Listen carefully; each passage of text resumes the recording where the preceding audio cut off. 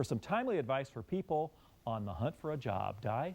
That's right, Pat. With the economic crisis putting more and more people out of work, everyone must make the most of every opportunity to network. And it's for a good reason. The majority of jobs are actually obtained because someone had a connection.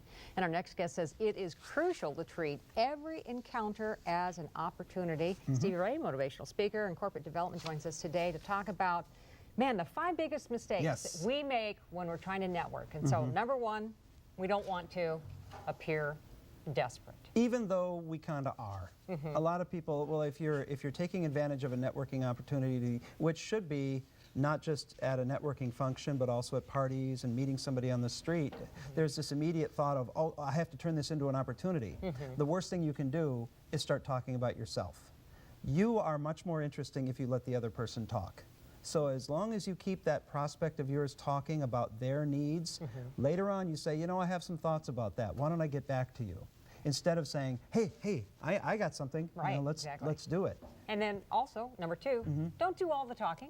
Right? Exactly, because that just shows that you're not a good partner in any working relationship. People can't be talked into anything. There's an old rule in sales. You can't talk anybody into anything, but you can listen them into it. So the more you listen, the more they're going to find you a thoughtful person and somebody who's got their best interest in mind. Excellent. Then you say ask instead of offering. So what do you mean by that?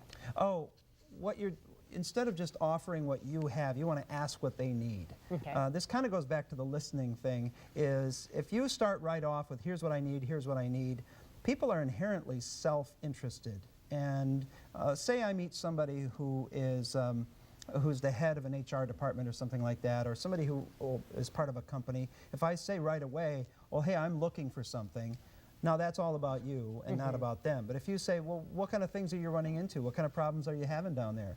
You give somebody an opportunity to talk about their problems, they'll talk about their problems and about the challenges they have in that workplace or what they're looking to fill. And regardless of what you hear, there are companies out there still hiring because they still need to make a sale, generate business, please the customer, and they need people to do that. And the layoffs that we're experiencing now are going to start turning around really fast. So the connections you make personally right now will have a big impact in a short period of time. Then you say think inside the box. Now explain that. Because we always hear the term outside the box. You got to get outside.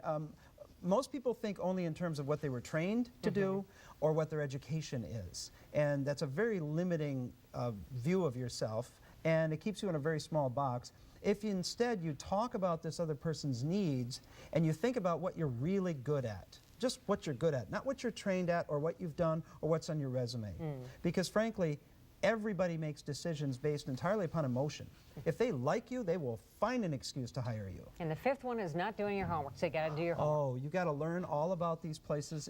If you just find out a little bit and say, okay, well, let's talk, it'll be pretty obvious pretty soon that you haven't done your homework, and that's disrespectful. Excellent. Thank you. Great tips. We Thank really you. appreciate you joining us today. And we've posted all of Stevie Ray's networking advice on KARE-11.com, so head to take care of your career.